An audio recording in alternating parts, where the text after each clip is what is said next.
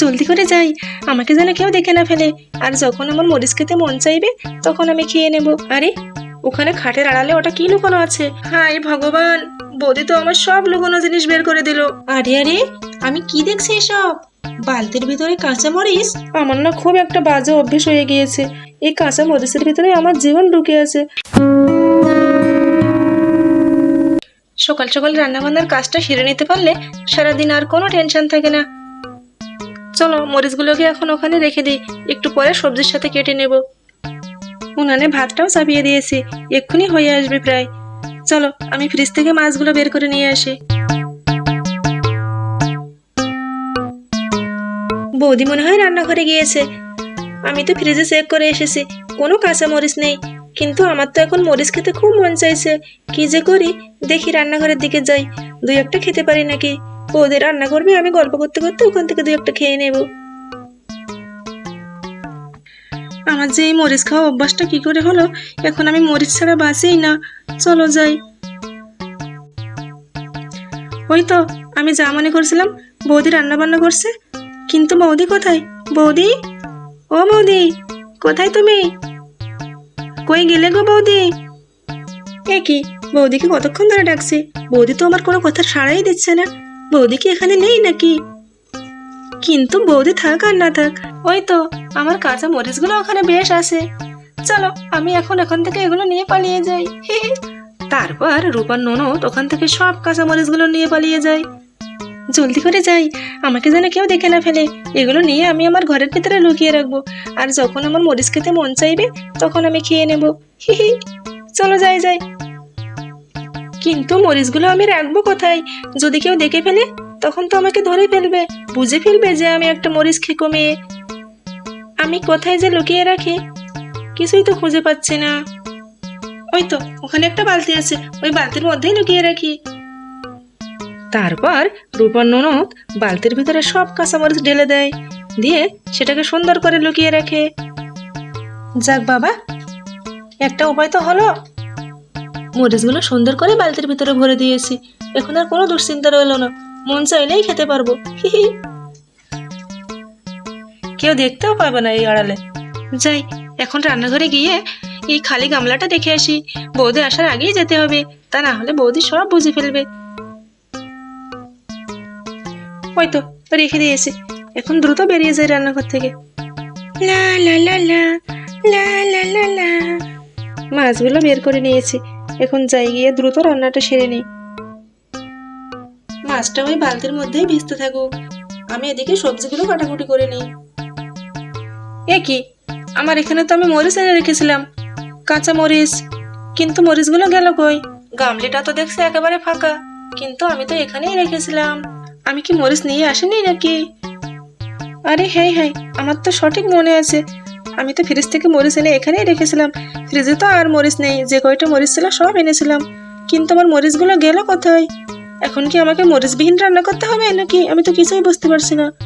চলো আজকে শুকনো মরিচ দিয়ে রান্নাটা সেরে নিই।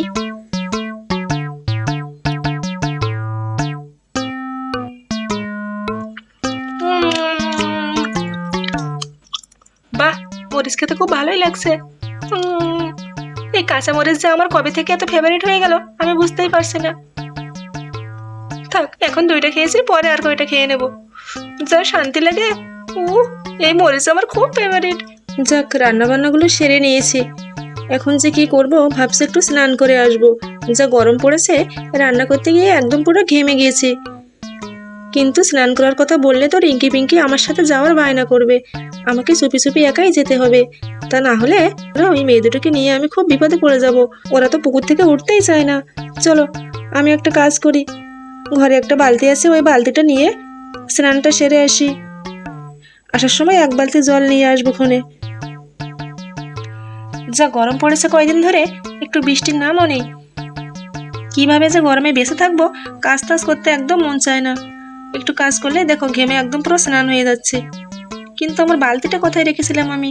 এই খাটের তলাতেই তো ছিল, পাচ্ছি না এখন, কোথায় যে গেল?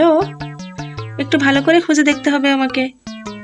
বৌদি, তুমি এখানে এখানে কি করছো? তুমি তো রান্না করছিলে, রান্না করেছিলে। আর বলিস না রিয়া, খুব গরম লেগে গিয়েছে, এখন একটু স্নান করতে যাব। রান্না করতে করতে একদম পুরো স্নান হয়ে গিয়েছি, তাই ভাবছি একটু স্নানটা সেরে আসলে ভালোই লাগবে। ও, তো স্নান করতে যাবে তো ঘরের মধ্যে কি করছো? পুকুরটা কি ঘরের ভিতরে নাকি? আরে পাগলি, কি যে কথাবার্তা বলিস!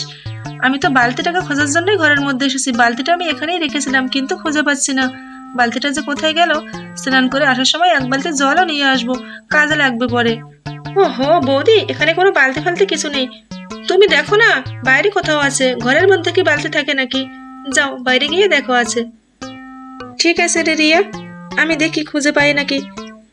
আরে বৌদি তো খাটের ওই দিকটাতেই যাচ্ছে, আমি যেখানে মরিচের বালতিটা লুকিয়ে রেখেছিলাম। কি করবো এখন? বৌদি, বৌদি শোনো না, ও বৌদি। আরে ওখানে খাটের আড়ালে ওটা কি লুকানো আছে? ওই তো মনে হচ্ছে আমার বালতিটা। চলো যাই বের করে নিয়ে আসি। বৌদি, ও বৌদি শোনো না বৌদি, বালতিটাকে যে খাটের এই সাড়ে কে লুকিয়ে রেখেছে, চলো বের করে নি।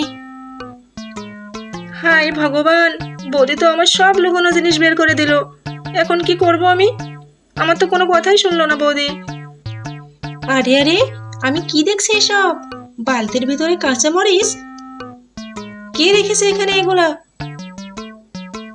রিয়া, এটা কি তোর কাজ? না মানে বৌদি, আসলে বৌদি আমার কি কখন থেকে না মানে বৌদি আমার করে যাচ্ছিস? হ্যাঁ, আর বালতির ভিতরে কাঁচা মরিচ বা এলো কোথার থেকে?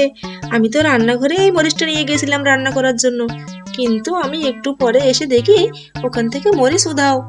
তুই করেছিস এইগুলো তাই না? তুই এই মরিচ দিয়ে কি করবি রে? বৌদি, আমার না খুব একটা বাজে অভ্যেস হয়ে গিয়েছে। আমি এখন মরিচ ছাড়া কিছু চিনি না। আমি মরিচ খেতে খুব ভালোবাসি, যেদিকে দুচোখ যায় শুধু মরিচ দেখতে পাই। এই কাঁচা মরিচের ভিতরে আমার জীবন ঢুকে আছে, আমি এগুলো ছাড়া বাঁচবো না বৌদি। আরে আরে, শোনো শোনো, মেয়ের কথা শোনো। কাঁচা মরিচের মধ্যে নাকি জীবন ঢুকে আছে। এগুলো সেই রূপকথার গল্পেই মানায়, এখন আর মানায় না রিয়া। আর তুই একটা শিক্ষিত মেয়ে হয়ে কাঁচা মরিচ খেকো হয়েছিস কবে থেকে শুনি? কিচ্ছু জানি না আমি বৌদি, কিন্তু আমি মরিচ না খেয়ে থাকতে পারবো না, এই বলে দিলাম তোমাকে। তোর দাদা আর মা বাড়িতে আসো কাজ, আমি সব বলে দেবো। না না বৌদি, প্লিজ তুমি মাকে আর দাদাকে কিছু বলো না, প্লিজ কিছু বলো না। কিন্তু আমার কোনো দোষ নেই, আমি যে কি করব আমি বুঝতেই পারছি না। এই মরিচ ছাড়া আমার চলছেই না, কি যে করব। বৌদি, আমি আস্তে আস্তে বাদ দেওয়ার চেষ্টা করব, প্লিজ তুমি মাকে আর দাদাকে বলো না। আমি জানতাম আমার বৌদি আমার সাথে কখনোই এমন করতে পারে না। আমি শোনা বৌদি, ঠিক আছে, আমি তোমাকে কথা দিলাম, আজ থেকে আমি কাঁচামরিচ খাবো, কিন্তু অল্প করেই খাবো। খুশি হয়েছো? খুব খুশি হয়েছি। তো বন্ধুরা, আজকের গল্পটি তোমাদের কেমন লাগলো? আশা করি ভালো লেগেছে। যদি ভালো লাগে তাহলে প্লিজ লাইক সাবস্ক্রাইব করো আর আমাদের পাশে থেকো। ধন্যবাদ।